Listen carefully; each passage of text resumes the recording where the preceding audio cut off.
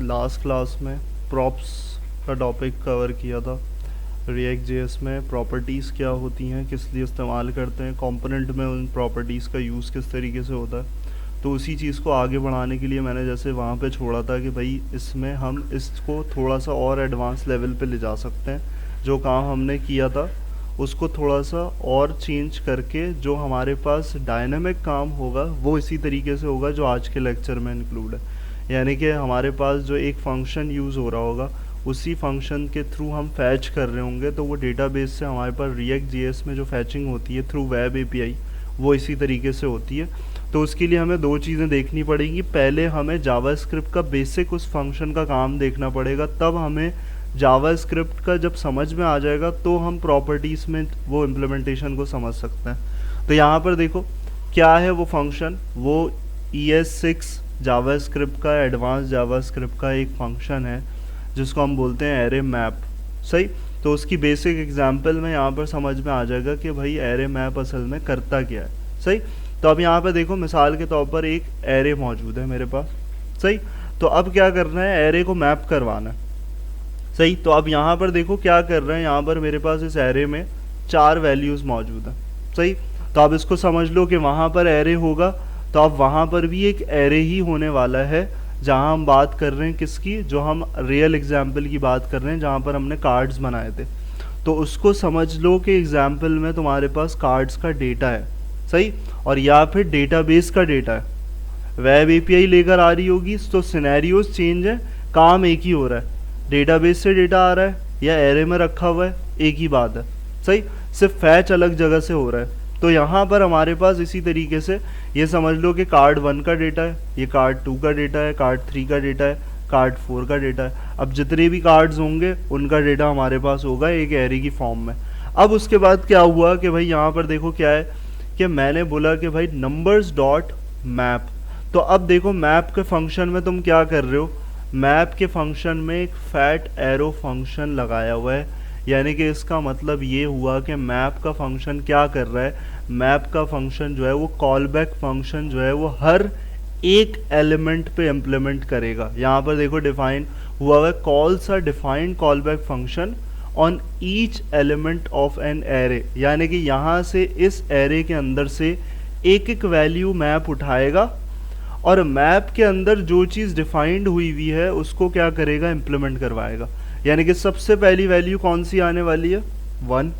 सबसे पहले मैप ने क्या किया, नंबर्स एरे में से उठाया, 1 को पास करवाया और 1 का क्या हुआ, ये एग्जाम्पल क्या कर रही है, स्क्वायर रिटर्न कर रही है। सही, तो 1 1 ज़ा 1 आ गया। यानी कि मेरा पहला आंसर क्या होगा, 1 ही होगा, रिटर्न हो रहा है। तो यहाँ पर समझने का मकसद है इस एग्जाम्पल में कि मैप का काम समझ में आना चाहिए, क्योंकि यही चीज़ वहाँ पर भी एग्जाम्पल में इस्तेमाल हो रही होगी। तो बेसिक में क्लैरिटी हो जाएगी तो उसमें तुम्हें समझ में आ जाएगा ऑटोमेटिकली कि हो क्या रहा है। तो यहाँ पर मैप क्या कर रहा है कि भाई जो तुम्हारे पास रखा हुआ एक एरे है उसको जो वैल्यू जहाँ पर जो जो आती जा रही है उसके अंदर जो भी कॉल बैक लगा हुआ है उसको इम्प्लीमेंट करवाता जा रहा है। तो इसको क्या बोलते हैं हम, फैट एरो फंक्शन, यानी कि सिंगल लाइन एक्सप्रेशन में होता है। तो ये मैप के अंदर डिफाइंड हुआ है, यहाँ पर हर वैल्यू आती जाएगी, दूसरी वैल्यू आएगी 2, तो 2 में फिर वही इम्प्लीमेंट होगा। नम पैरामीटर में आर्गुमेंट आया 2, 2 2 ज़ा 4।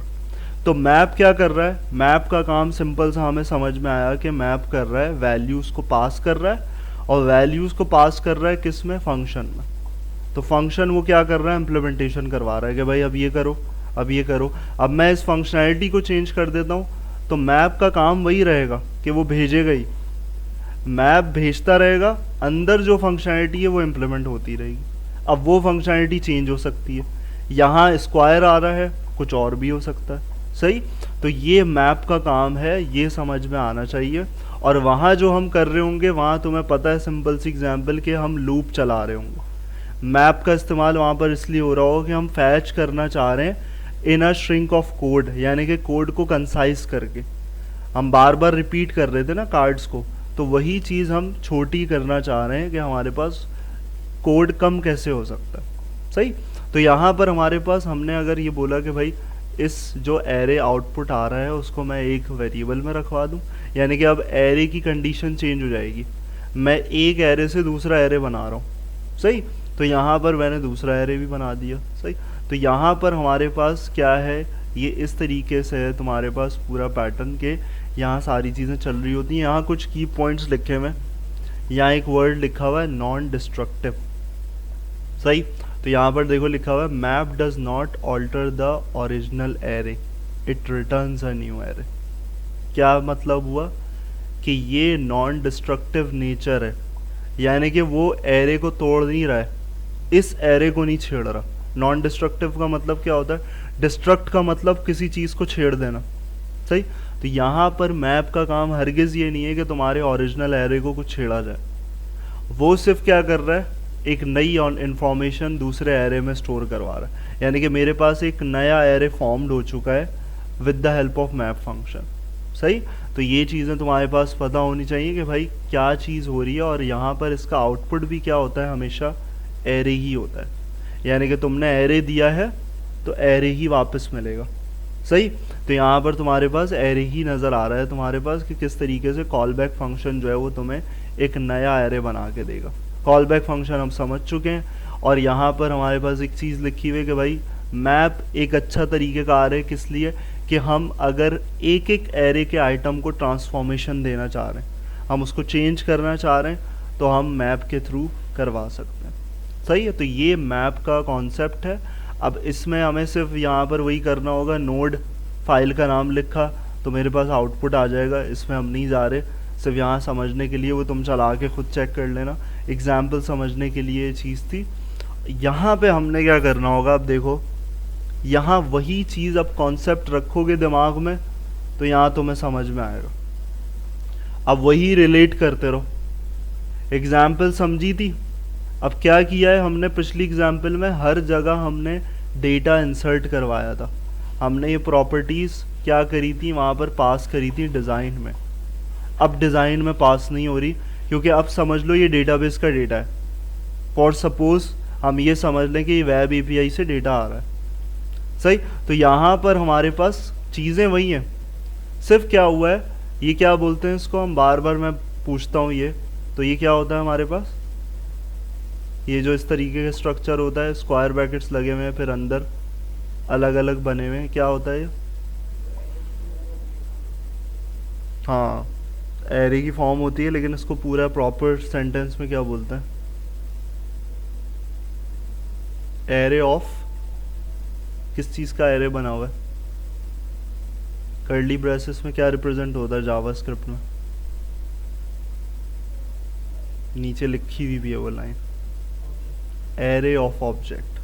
बार बार हम यही डिस्कस करते हैं, हर चीज़ में कहीं ना कहीं हमारे पास ये फॉर्म आती है, तो एरे बना हुआ है, लेकिन अंदर क्या बना है, ऑब्जेक्ट, क्योंकि हमें मल्टीपल प्रॉपर्टीज, ऑब्जेक्ट होता है की वैल्यू पेयर्स, तो डिफरेंट की वैल्यू पेयर्स हैं, इसमें 5 आए, 7 आए, 8 आए, कितने भी आ सकते हैं। तो हमारे पास हमारा डेटा वेब एपीआई से भी ऐसे ही आएगा, यानी कि डेटाबेस से उठ के आ रहा होगा, तो उसका कंसोल करोगे तो ऐसे ही नज़र आएगा तुम्हें, हमेशा जेसन फॉर्मेट में ही आ रहा होता है ना, तो वो जेसन क्या होता है, ऑब्जेक्ट होता है। तो यहाँ पर एरे ऑफ ऑब्जेक्ट तुम्हारे पास बना हुआ है। अब इसमें जितने भी ऑब्जेक्ट्स बनाना चाहो बना सकते हो। और यहाँ देखो सबसे लास्ट में क्या कर रहे हैं, सबसे इम्पॉर्टेंट चीज़ कि भाई जब तक एक्सपोर्ट नहीं करवाओगे तो तुम्हारे पास फाइनल चीज़ कहीं तुम एक्सट्रैक्ट नहीं कर सकते, कहीं पर उसको यूज़ नहीं कर सकते। तो एक्सपोर्ट डिफ़ॉल्ट मूवीज़ डेटा, तो वो बता रहा है कि भाई 2 चीज़ें हैं इसमें, हर ऑब्जेक्ट जो है वो इस चीज़ पे बना हुआ है, इमेज सोर्स और मूवी नेम। अब इस चीज़ से एग्जाम्पल से हमारे पास आसानी क्या हो जाएगी, देखो ये चेंज नहीं होने वाला, इसका कोई काम नहीं है, क्योंकि ये तो वही लेने के लिए बैठा हुआ है। सही, ये प्रॉपर्टीज़ वही लेने के लिए बैठा हुआ है, हम प्रॉपर्टीज़ बस अलग तरीके से भेज रहे हैं। हम पहले प्रॉपर्टीज़ डायरेक्ट लिख रहे थे डिज़ाइन में, अब नहीं लिखेंगे, हम आर्गुमेंट जो हैं वो अलग तरीके से पास करवा रहे हैं। वो आर्गुमेंट हमने कहाँ इकट्ठा कर लिया, एक एरे ऑफ ऑब्जेक्ट बना के। वो काम चेंज कहाँ होगा, कोड जो शॉर्ट होगा वो कोड यहाँ पे शॉर्ट होगा, यानी कि रेप्लिकेशन ख़त्म करने के लिए हम वही काम कर रहे थे कि भाई हमने कार्ड को बार बार यूज़ किया था, अब वो नहीं करने की ज़रूरत है हमें। बात समझ में आ रही है। तो यहाँ पर हमने देखो क्या किया, एक फंक्शन बनाया। हम फंक्शन क्या समझ के आए थे, बताओ मुझे ये फंक्शन क्यों बनाया, इसका रीज़न क्या है, इसको रिलेट करते हुए।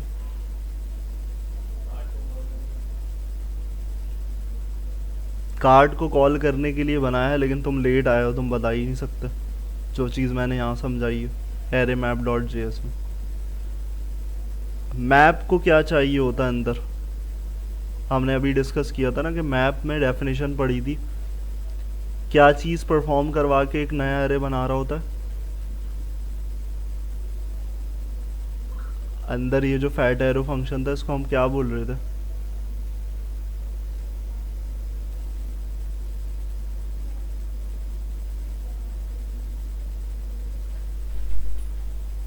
क्या हुआ भाई, समझ में नहीं आया था क्या ये वाली चीज़, ये वाला कॉन्सेप्ट। भाई मैप एक खुद एक फंक्शन है और इसमें हमने डेफिनेशन को देखा था खोल के, और नीचे भी स्टेटमेंट में लिखी हुई हैं वो चीज़ें। अंदर क्या है मैप के फंक्शन के अंदर, कॉल बैक फंक्शन। जब फंक्शन के अंदर एक फंक्शन कॉल हो रहा हो इसका मतलब है वो कॉल बैक फंक्शन है। तो फैट एरो फंक्शन ही बोल रहा हूँ ना उसको भी, नम एरो नम स्टैरिक नम। तो मैप खुद एक फंक्शन है, उसके अंदर एक और फंक्शन। तो यही नेसेसिटी यहाँ पर भी नज़र आ रही है, बस फंक्शन को क्या कर दिया, अलग बना दिया। डायरेक्ट इतना बड़ा फंक्शन कॉल थोड़ी कर सकते हैं मैप के अंदर, तो हम पहले उसको डिफाइन करके जा रहे हैं और फिर मैप में देंगे। यहाँ पर भी ये कॉल बैक ही फंक्शन कहलाएगा क्योंकि फंक्शन के अंदर फंक्शन ही है। बात समझ में आ रही है। तो यहाँ मूवी कार्ड्स में हमने क्या कहा कि भाई वैल्यू, यानी कि कोई वैल्यू रिसीव होने वाली है, और वो वैल्यू क्या रिसीव होगी। अब बताओ मुझे, ये जो वैल का पैरामीटर है ये क्या लेने के लिए बैठा हुआ होगा।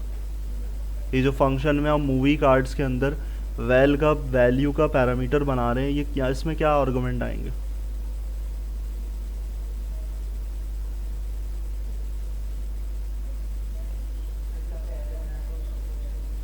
हाँ, तो उसका डेटा फैच करने के लिए, यानी कि ये वैल इमेज सोर्स जो कर रहे हैं और मूवी नेम, यही चीज़ है। यानी कि जो एरे का डेटा आता जाए ऑब्जेक्ट्स का, वो हम यहाँ पर एक्सट्रैक्ट करते जाएं, तो उसके लिए हमें पैरामीटर रिक्वायर्ड है। सही।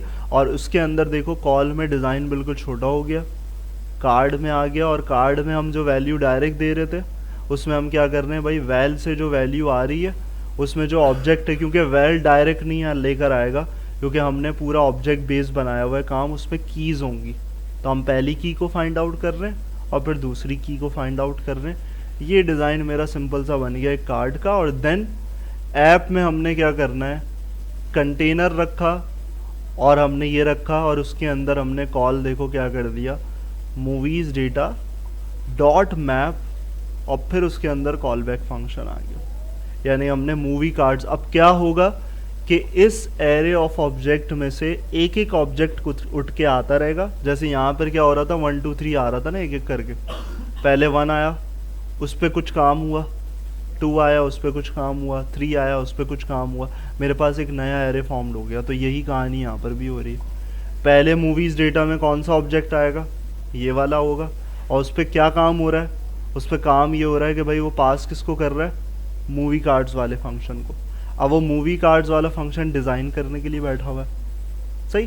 तो अब काम इस तरीके से तुम्हारे पास चल रहा है, और यहाँ से वैल्यू, जाहिर सी बात है, ये कार्ड फॉर्म इधर हो रहा है, हमारे पास प्रॉपर्टीज़ में डिज़ाइन पूरा इधर रखा हुआ है। तो ये प्रॉपर तरीक़ेकार होता है, वे होता है कि किस तरीके से तुम जब डेटाबेस से भी करवाओगे तो डेटाबेस में क्या होगा, यहाँ एरे की जगह वो फैचिंग प्रॉपर्टी आ जाएगी जहाँ पे तुम्हारा डेटा फैच हो रहा होगा, और उसको तुम क्या बोल दोगे कि भाई मैप और इस डिज़ाइन में मुझे डाल के दे दो। तो वो डेटा एक्सट्रैक्ट हुआ और डिज़ाइन में पुट हो गया, तो वो डेटाबेस से तुम्हारा डेटा आ गया। सही। तो एरे हो या डेटाबेस हो, वो दोनों चीज़ें एक ही कॉन्सेप्ट रिप्रेजेंट कर रहे होते हैं। तो इस तरीके से तुम्हारे पास प्रॉपर काम होता है। जो पिछली एग्जाम्पल थी वो हमारे पास एक्सेप्टेबल नहीं होती, क्योंकि वहाँ पर स्टैटिकली तुम क्या कर रहे थे, डबल कार्ड्स 10 होते तो 10 कार्ड्स बनाते। यहाँ तुम बस यहाँ डेटा चेंज करोगे, तुम्हारा ऑटोमेटिकली डेटा खुद ही चेंज होता रहेगा, यहाँ कुछ करने की ज़रूरत नहीं। सही। तो इस तरीके से तुम्हारे पास प्रॉपर काम हो रहा था। तो पहला काम तुम्हारा ये होगा कि भाई मूवी डेटा डॉट JSX बनाओगे, इसको करोगे, और अगर इसको करना चाह रहे हो प्रैक्टिस के लिए तो ये भी कर सकते हो। जिसको यहाँ समझ में नहीं आया थोड़ा सा क्लियर करने के लिए इसको भी इम्प्लीमेंट कर सकता है, और जिसको क्लियर हो गया वो डायरेक्ट यहाँ से स्टार्ट कर दे। मूवीज़ डेटा बनाए एरे ऑफ ऑब्जेक्ट और फिर उसके बाद ऐप में चेंजेस करें, डिस्कस करनी है इसमें। और वो नई चीज़ क्या है कि हमने देखो क्या किया था, हमने स्टार्टिंग कैसे करी थी, इंस्टॉलेशन हम किस तरीके से कर रहे थे, क्रिएट रिएक्ट ऐप, यानी कि एक कंपोनेंट हमारे पास क्रिएट रिएक्ट ऐप है जिसके थ्रू हमारी रिएक्ट का प्रोजेक्ट बन रहा था और सारी चीज़ें इम्प्लीमेंट हो रही थी। सही, अब देखो टॉपिक्स अलग हैं, टॉपिक्स हमने अभी तक कवर किए हैं प्रॉपर्टीज़ तक। अब इसके बाद हमारे पास एक फास्टर डेवलपमेंट प्लेटफॉर्म आता है जो रिएक्ट के लिए और बेहतर है। सही, क्या बोल रहा हूँ मैं, फास्टर डेवलपमेंट प्लेटफॉर्म। अब यहाँ देखो डेवलपमेंट हो रही है, डेवलपमेंट से मुराद क्या है, डेवलपमेंट से मुराद है कि जब हमारा प्रोजेक्ट बिल्ड होता है, हम बनाते हैं प्रोजेक्ट और उसके बाद हमारे पास बिल्डिंग में एनपीएम स्टार्ट जब करते हो तो टाइम टेकन होता है ये। सही, तो वो कन्वर्जन कर रहा होता है, बेबल मैंने समझाया था सारी चीज़ें, वो अगर याद नहीं है तो लेक्चर में देखना कि क्या प्रोसेस हो रहा होता है, क्या जावास्क्रिप्ट चेंज हो रही होती है, ये सब चीज़ें मैंने डिस्क्राइब करी थी सारी स्टार्टिंग में। तो ये चीज़, इसको और जल्दी फास्टर डेवलपमेंट करने के लिए विट जो है हमारे पास एक प्लेटफॉर्म है जो ये चीज़ प्रोवाइड कर रहा होता है कि मैं अपनी डेवलपमेंट को थोड़ा सा और फास्टर कर सकूं। तो यहाँ पर मैं अगर सर्च करूं तो सबसे पहले तुम्हारे पास देखो, सबसे पहले स्टार्टिंग में वेबसाइट आ रही है Vite next generation front end tooling, यानी कि फ्रंट एंड टूल ही है। और किसके लिए है वो तुम्हारे पास यहाँ पर अगर इसकी प्रोनाउंसिएशन यहाँ पर पढ़ोगे, इसका फ्रेंच वर्ड की ट्रांसलेशन भी पढ़ोगे तो यहाँ पर देखो विट फ्रेंच वर्ड फॉर क्विक, यानी कि नाम ही इसका क्यों रखा गया है कि फ्रेंच में हमें इसको यहाँ पर ये नाम दिया गया है एक, और उस पर आगे उसकी ट्रांसलेशन डिस्क्राइब करी हुई क्विक।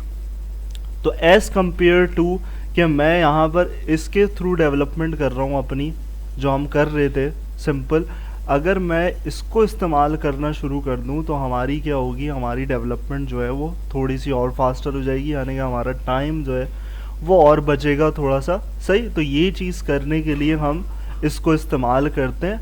और यहाँ पर तुम्हारे पास प्रोनाउंसिएशन भी आगे डिस्क्राइब की हुई है कि तुम सुन सकते हो उसको, सारी चीज़ें कर सकते हो। तो ये चीज़ें यहाँ पर इसको पढ़ लेना, बहुत सारी डिस्क्रिप्शन लिखी हुई है, वही सब चीज़ें हैं ब्राउज़र सपोर्ट करने के लिए, सब डिप्लॉयमेंट करने के लिए।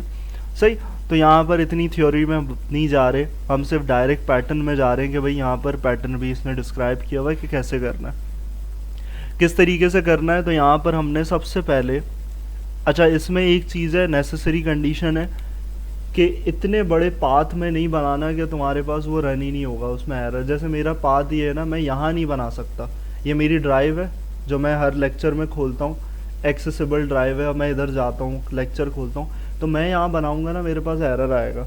तो इसका शॉर्ट पाथ ये कंसिडर करता है, जो उसमें नहीं आ रहा था यहाँ पर आएगा। तो मैं क्या करूँगा, मैं हमेशा, तुम्हें नज़र आ रहा होगा मैं सी में बना रहा हूँ क्योंकि मेरा शॉर्ट पाथ ही है। तुम्हारा तो खैर कहीं पर भी होगा, तुम्हारा ड्राइव ही नहीं है कोई, तो शॉर्ट ही पाथ बनेगा।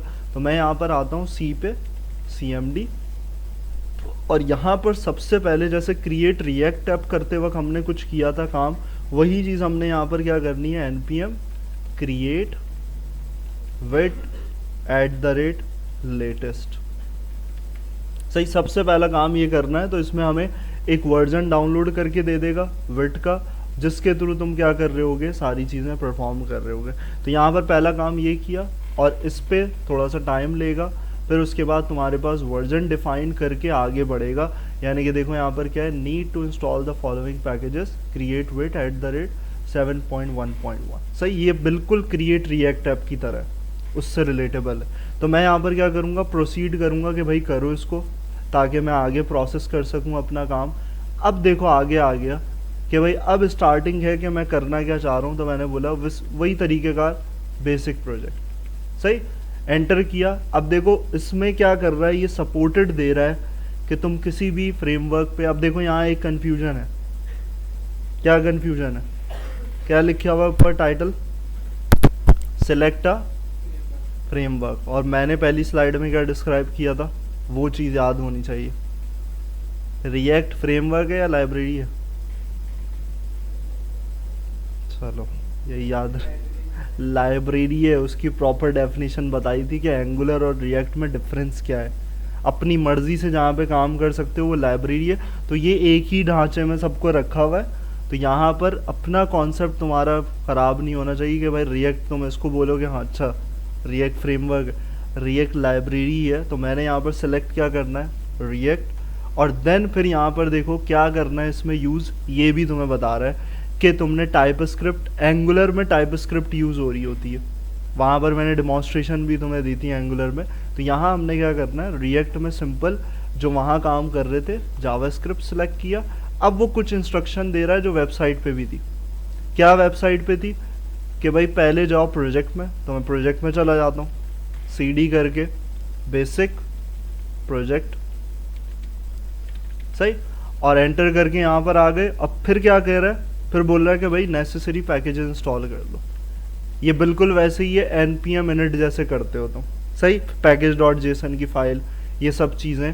तो यहाँ पर मैंने npm इंस्टॉल किया इस प्रोजेक्ट के अंदर आने के बाद, और सबसे लास्ट जो कमांड है वो क्या है, वो npm start की तरह है, यानी कि जो मैं प्रोजेक्ट रन करने के लिए करता था तो अब मुझे क्या करना पड़ेगा npm run dev सही। तो यहाँ पर क्रिएशन में थोड़ा सा टाइम लेगा इंस्टॉलेशन में, और तुम्हारा प्रोजेक्ट जो तुम्हारी लोकेशन है वहाँ पर बन रहा होगा। तो यहाँ पर बेसिक प्रोजेक्ट हम देख लेते हैं कि हमारे पास कहाँ पे आ रहा है। तो मैं यहाँ पर देखता हूँ सबसे लास्ट में आ गया, और मैं यहाँ से रन नहीं करूँगा, मैं इसी को खोल के रन करूँगा ताकि हमारे पास फाइल्स भी पता चल जाए। तो थोड़ा सा डिफरेंट होगा स्ट्रक्चर, बाकी सारी चीज़ें सेम है, इसमें सब कुछ वैसे ही नज़र आ रहा होगा तुम्हें, package.json की फ़ाइल सारी चीज़ें। तो यहाँ पे देखो सब सारी चीज़ें वैसे ही हैं कि कौन कौन से पैकेजेस हैं।